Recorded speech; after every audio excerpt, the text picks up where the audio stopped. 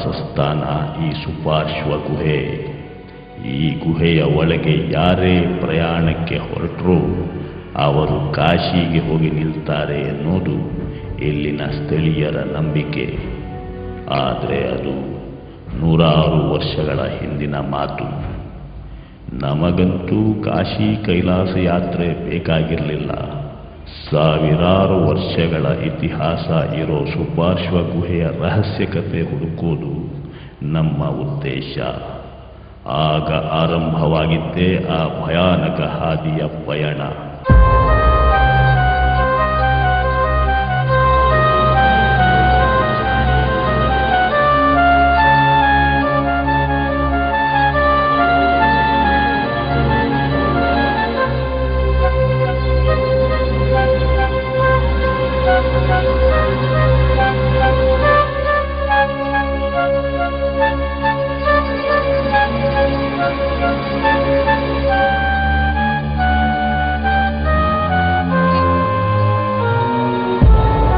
ಎಂಥ ಗಂಡೆದೆಯ ಗುಂಡಿಗೆಯನ್ನು ನಡಗಿಸೋ ಭಯಾನಕ ಗುಹೆ ಈ ಸುಪಾರ್ಶ್ವ ಗುಹೆ.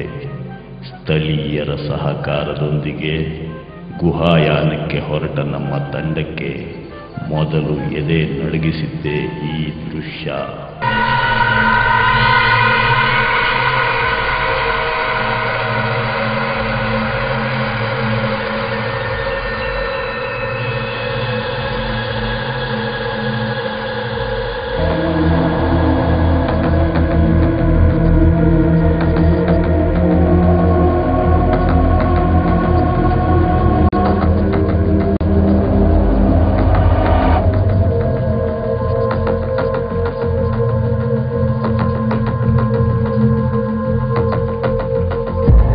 ಬಾವುಲಿಗಳ ಕಾಟಕ್ಕೆ ಬೆಚ್ಚಿ ಬಿದ್ದಿದ್ದು ನಮ್ಮ ತಂಡ.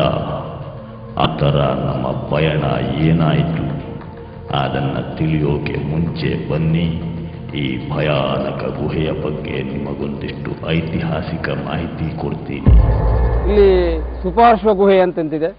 ಸುಪಾರ್ಶ್ವ ಗುಹೆ ಅಂತ ಯಾಕೆ ಬಂತು ಅಂತ ಹೇಳಿದರೆ, ಒಬ್ಬ ಚಕ್ರವರ್ತಿ, ಸುಪಾರ್ಶ್ವ ಅಂತ ಹೇಳುವಂಥ ಚಕ್ರವರ್ತಿ ಹಿಂದೆ ಕೃತಯುಗದಲ್ಲಿ ತನ್ನ ಅಂತ್ಯದ ಕಾಲದಲ್ಲಿ ದೇಶಾಟನೆ ಮಾಡ್ತಾ ತಪಸ್ಸಿಗೆ ಯೋಗ್ಯವಾದ ಸ್ಥಳವನ್ನು ಹುಡುಕ್ತಾ ಬರುವಾಗ ಈ ಗುಹೆ ಅವನಿಗೆ ಗೋಚರ ಆಯಿತು. ಆ ಗುಹೆ ಅಂತ ಹೇಳುವಂತಹದ್ದು ದೇವನಿರ್ಮಿತವಾದ್ದು, ದೇವತೆಗಳಿಂದಲೇ ನಿರ್ಮಿತವಾದ್ದು ಅಂತೇಳಿ ಪ್ರತೀತಿ ಇದೆ. ಆ ಸುಪಾರ್ಶ್ವನಿಂದಾಗಿ ಅದು ಜೀರ್ಣೋದ್ಧಾರಗೊಂಡದ್ರಿಂದ ಸುಪಾರ್ಶ್ವ ಗುಹೆ ಅಂತ ಹೇಳುವಂಥ ಹೆಸರು ಅಂದಿನಿಂದ ಖ್ಯಾತಿಯಾಯಿತು.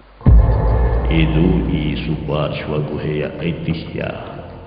ಕೃತಯುಗದ ಕಾಲದ ಸುಪಾರ್ಶ್ವ ಅನ್ನೋದಿಂದಾಗಿ ಈ ಗುಹೆಗೆ ಆತನ ಹೆಸರು ಬಂದಿದೆ ಅನ್ನೋದು ಇತಿಹಾಸ. ದೇವತೆಗಳಿಂದ ನಿರ್ಮಿತವಾದ ಗುಹೆ ಇದು. ಸುಪಾರ್ಶ್ವ ಅರಸನಿಂದ ಜೀರ್ಣೋದ್ಧಾರ ಆಯಿತು. ಇದಕ್ಕೆಲ್ಲ ಇಲ್ಲಿ ಆಧಾರಗಳಿವೆ.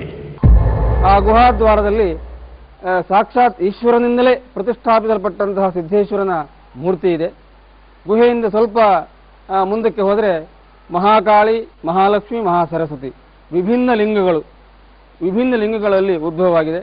ಮತ್ತು ಸ್ವಲ್ಪ ಮುಂದಕ್ಕೆ ಹೋದರೆ 2 ಕೆರೆಗಳು, ಅಕ್ಕ ತಂಗಿ ಕೆರೆ ಅಂತ ಹೇಳ್ತೇವೆ, ಶಿವಗೌರಿ ಗಂಗೆ ಗೌರಿ ಕೆರೆ ಅಂತ ಕೂಡ ಹೇಳ್ತೇವೆ.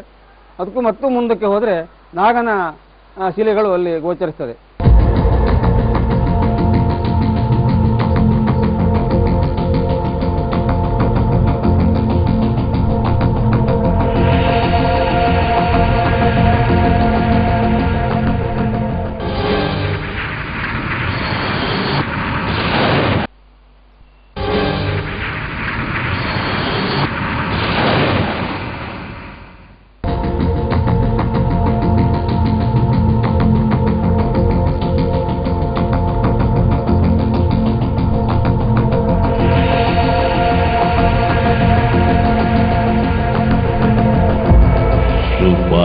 ಗುಹೆಯ ದ್ವಾರದಲ್ಲೇ ಸಿಗೋ ಈ ಮೂರ್ತಿ ಶಿವಗಣನಾದ ಭೈರವನದು.